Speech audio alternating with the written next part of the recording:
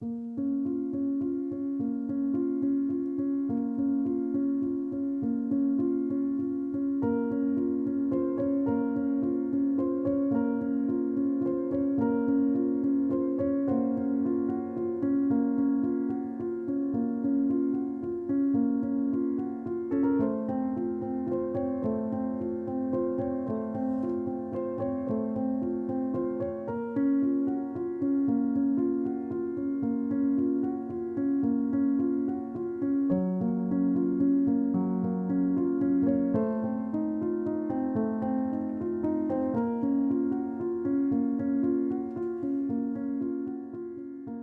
числа во второй половине дня мама позвонила мне, я была на работе.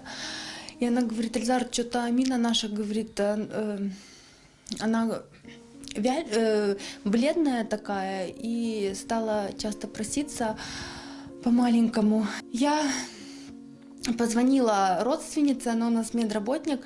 Я говорю: Мирьям, как мне, говорю, быть? Она говорит: я сегодня на смене, я, говорит, конечно, могу приехать, но тебе надо к педиатру. Говорит: ну, может, говорит, подстыла, говорит, посмотри, понаблюдай, подержи, говорит, ее в тепленькой водичке с перманганатом калия, если есть. И говорит: а утром едь в больницу, только, говорит, наверное, тебе нужно будет дать общий анализ мочи, как бы все приготовь. Собрала анализы, и рано утром в 7:45 это было, я выехала с дома сюда, в нашу дачновскую амбулаторию, чтобы пораньше попасть. Мы попали к педиатру в нашей дачновской амбулатории. Попросила, были люди, я попросила, чтобы нас приняли без очереди.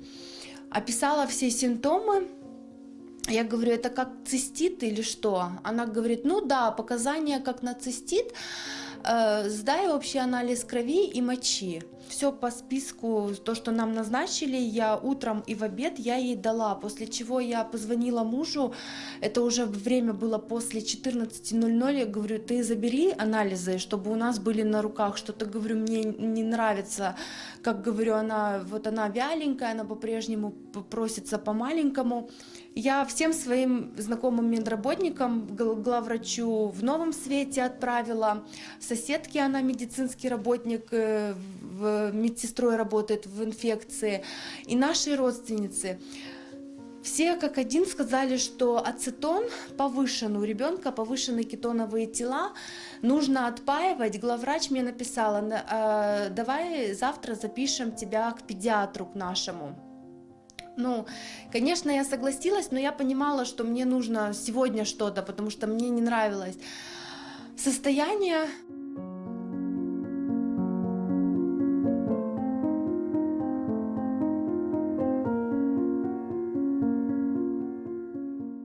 Мы приехали домой, она просит пить, я ей даю пить, и она прям рвет. Я говорю мужу, Абликим, говорю: ну, мне не нравится, что-то, говорю, ну, не так. Я говорю: ну, так не нравится, я говорю, нам плохо.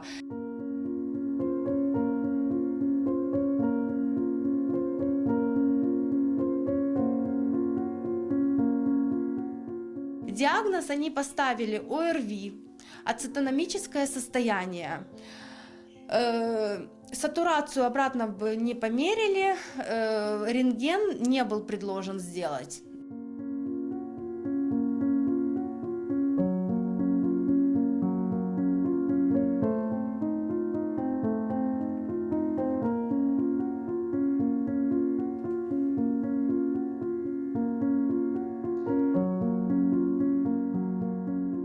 Нас завели сначала в одну палату.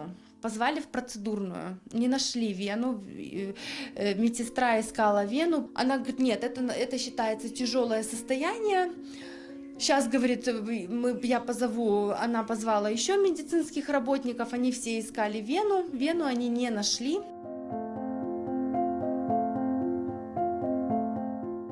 В какой-то момент я ее стала обнимать, у нее ручки, ножки стали холодные. Я смотрю в ее глаза, они резко стали коричневого цвета.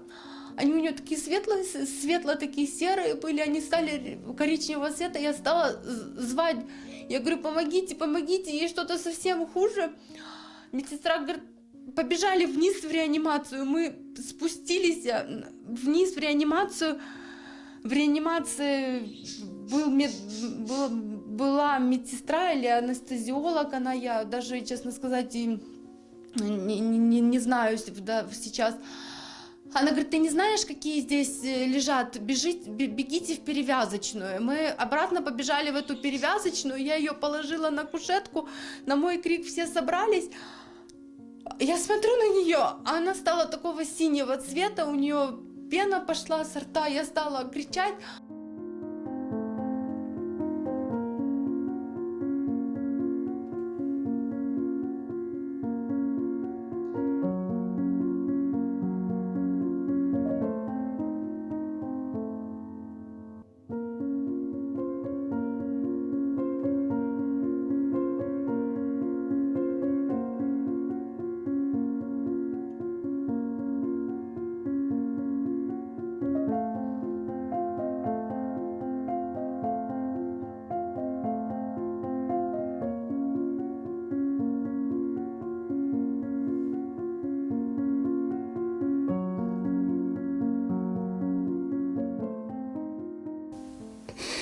Такое маленькое чудо, очень активное было.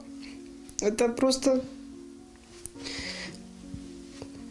наверное, такие мальчики очень активные, но она у нас была активнее, чем вот старший их Асан, как бы, и до сих пор не верится, что так случилось, конечно. Мы близко соседи. У меня дочка растет такая же, на пару месяцев старше. Они постоянно игрались вместе. Абсолютно здоровый, активный ребенок. Когда Минка приходила к нам, она спрашивала всегда Мирьям. И говорила, Мирка, Мирка. Интересно было. Сейчас, вот, к нашему большому сожалению, нет ребенка. Тяжело говорить. Решили, что этим нужно заниматься. Заниматься квалифицированно. Все очень сложно. Сложно, потому что мы дело будем иметь с медицины. Это та отрасль, где мы знаем вообще, что там творится.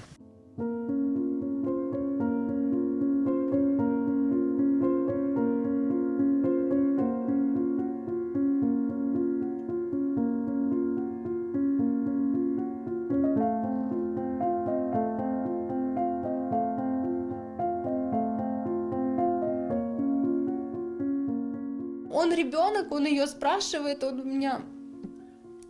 После этого мы приболели и обращались обратно такие к врачу. Он говорит, почему ты не нашла хорошего доктора для Амины? Ну мы ведь обращались, и ни один врач слушал. Ну как вот, обращаясь за помощью, хочется получить какую-то квалифицированную. Зачем тогда эта больница у нас здесь и есть?